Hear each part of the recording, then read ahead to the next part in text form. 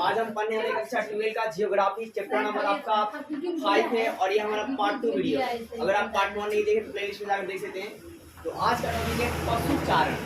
ध्यान दीजिए, तो है क्या, देखिए कुछ लोग जो होते हैं ना अपने जीवन यापन चलाने के लिए पशुओं को पालते हैं। क्या करते हैं, पशु क्या करते हैं जी, पालते हैं। और इसलिए पालते हैं ताकि उससे कुछ पैसा आ जाए, ताकि उससे क्या जी पैसा आ जाए और फिर उनका धर्म कर्म जो है चल सके।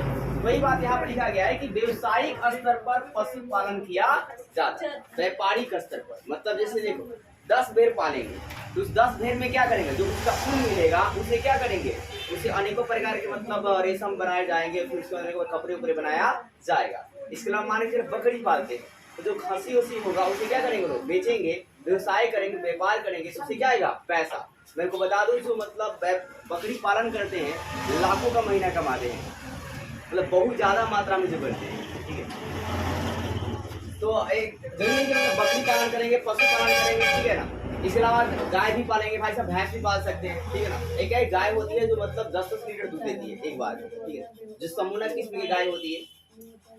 अब देखिए चलवासी पशुचारण, क्या है जी, चलवासी पशुचारण। तो कुछ पशुचारण ऐसे होते हैं मतलब जो सिर्फ चराते हैं, ठीक है ना, घूमते रहते हैं, चराते रहते हैं। जैसे भेड़ वाले देखे आप लोग, भेड़ चराने वाले को वो एक जगह भाई उसको खिलाते नहीं, मतलब बल्कि एरिया को घूम घूम कर उसको मतलब चराने लेके जाते हैं।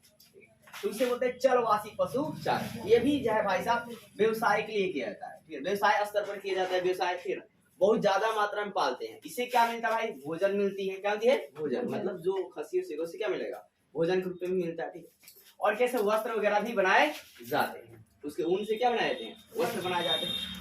फिर इसके 3 प्रमुख क्षेत्र थे, मतलब ये जो आपका है कि चलवासी पशुचारण के कितने प्रमुख क्षेत्र थे, 3 प्रमुख क्षेत्र हैं। कौन कौन, तो पहला उत्तरी अफ्रीका के अटलांटिक से लेकर अरब प्रायद्वीप तक। कहां तक जी, अरब प्रायद्वीप। तो देखो यहाँ पर एक शब्द है क्या, प्रायद्वीप। तो देखिए जो इलाका, जैसे मान लीजिए इंडिया की बात करते हैं तो जो इलाका क्या होगा भाई साहब, 3 गो क्षेत्र। कितना क्षेत्र जी, 3 गो क्षेत्र वाटर से घिरा होगा। किससे घिरा होगा, वाटर से। और एक क्षेत्र जो आपका है क्या, लैंड से घिरा होगा, मतलब भूमि से घिरा होगा। तो वैसे क्षेत्र को कहा जाता है भाई साहब प्रायद्वीप। क्या कहते हैं, प्रायद्वीप। इंडिया भी हमारा जो है ना देश, ये भी इसका भी 3 इलाका पानी से घिरा हुआ है और एक इलाका क्या, स्थल से घिरा हुआ है।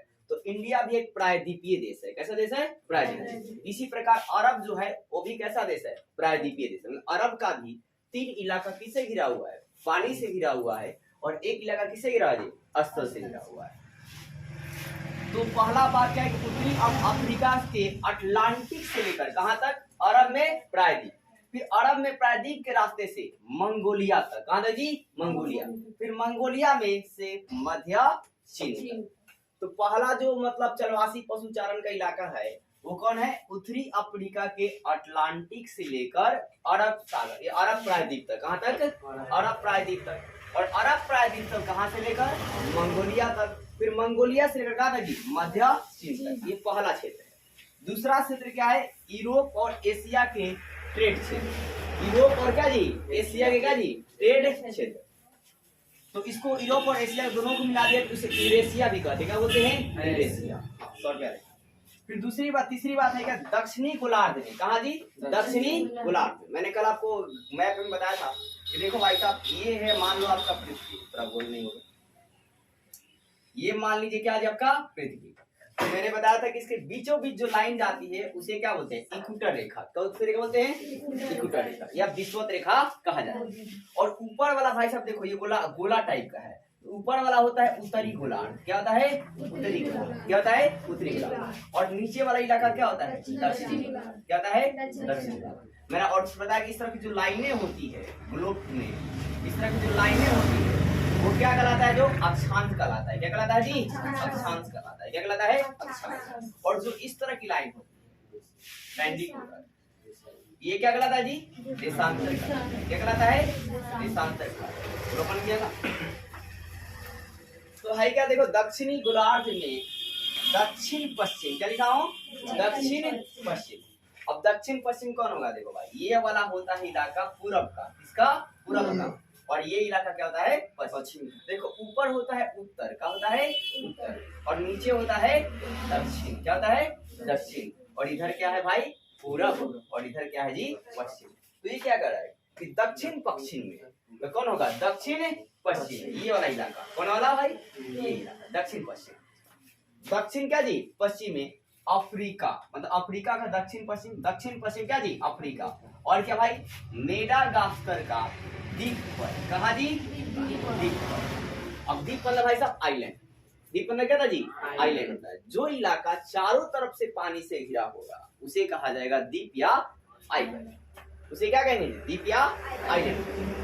तो आपने 3 देखा कि आपका भाई साहब चलवासी पशुचारण के कितने क्षेत्र हैं, 3 है, कितने जी, 3। कौन कौन है, उत्तरी अफ्रीका के अटलांटिक से अरब प्रायद्वीप तक, अरब प्रायद्वीप से कहा, मंगोलिया तक, मंगोलिया से कहा, मध्य, पहला वाला। दूसरा कौन है, यूरोप और एशिया का क्या जी, ट्रेड क्षेत्र, यूरोप और एशिया क्या जी, ट्रेड क्षेत्र। फिर तीसरा क्या है, दक्षिणी गोलार्ध में दक्षिण पश्चिम अफ्रीका क्या जी, अफ्रीका और क्या, मेडागास्कर का द्वीप। तीसरा हो गया। अब देखो भाई, चारागाह की खोज में, अब ये लोग जाते हैं किसके खोज में, चारागाह की खोज में, मतलब अपने जो भेड़ और पाले हैं ना उसको भोजन की खोज में। तो चारागाह की खोज में समतल भागों पर, कैसे भाग पर, समतल भागों से या मैदानी भागों से, मतलब मैदानी जो इलाका रहता है, ठीक है, जिस तरह पेड़ पौधे भी रहेंगे, ठीक है, घास फूस रहेंगे। और भाई साहब पर्वतीय भागों से, कैसे भाग से जी, पर्वतीय क्षेत्रों से या भागों में लंबी दूरी तय करते थे, मतलब अपने भेड़ों को चराने के लिए बहुत दूर दूर जाते थे। समतल इलाके से भी जाते थे, मैदानी इलाके से भी जाते थे, पर्वतीय इलाके से भी जाते थे, मतलब पहाड़ वाला इलाका से भी जाते थे। फिर आपकी इनकी जो गतिविधियां थी उसे ऋतु प्रवास कहते हैं, क्या कहते हैं जी, ऋतु प्रवास, मतलब मौसम के अनुसार जाते थे। ये नहीं कि पूरा धूप पड़ा रेगिस्तान वाला इलाका में चले जाएंगे, उधर पशु चारा मिलेगा जी, चारा मिलेगा नहीं मिलेगा, तो वो ऐसे इलाके में जाएंगे इधर चारा क्या जी मिले, और ऋतु के अनुसार जाएंगे। मान लीजिए बहुत ज्यादा बरसात होगी तो पहाड़ी इलाके में थोड़ी ना जाएंगे तो भाई साहब दिक्कत हो जाएगी, ठीक है, क्योंकि उधर विस्मरण होगा, मतलब उनको भी दिक्कत होगी और जो उनके जो मतलब जो जीव हैं उनको भी क्या होगी, दिक्कत होगी। तो भाई साहब भारत में ध्यान दीजिएगा, ग्रीष्म काल में, किस काल में जी, ग्रीष्म काल मतलब भाई साहब गर्मी के दिन में, किसमें जी, गर्मी के दिन में जो पशु चारक होते हैं, जो गुर्जर होते हैं, गुर्जर पशु चारक, गुर्जर एक मतलब जाति का नाम है, ठीक है ना, गुर्जर मूवी देखे हैं, मेला तिलों का, ऐसे ही उसमें गुर्जर आता है।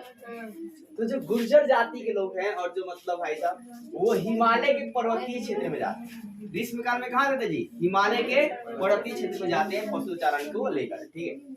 और जो बरकवाल जाति होती है, गद्दी जाति होती है और भूटिया नाम के जाति होती है, ये लोग अपने पशु चारण के लिए कैसे कहाँ लगे जाते हैं, पर्वतीय क्षेत्र में जाते हैं भाई साहब। कब, ग्रीष्म काल में, कब जी, गर्मी के दिनों में। गर्मी के दिनों में समतल इलाका पर क्या होता है कि जो भी घास फूस जल जाती है, पर्वतीय इलाकों में थोड़ा घास फूस क्या होता है जी, रहता है, तो वहां पर उस पशु चारण के लिए लेकर चारा की खोज में वो लोग जाते हैं।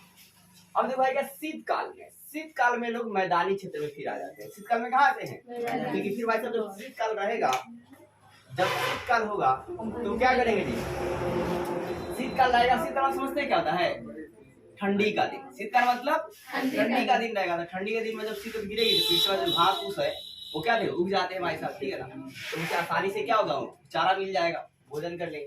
तो शीतकाल में ये दोनों जो है कहाँ जाते हैं, मैदानी क्षेत्र में। फिर जो चलवासी पशु चारा की संख्या जो है अब क्या हो रही है, घट रही है, क्या हो रही है भाई साहब, घट रही है। अब उतना लोग इंटरेस्ट इसमें नहीं ले रहे। अब क्यों नहीं ले रहे, इसके 2 कारण।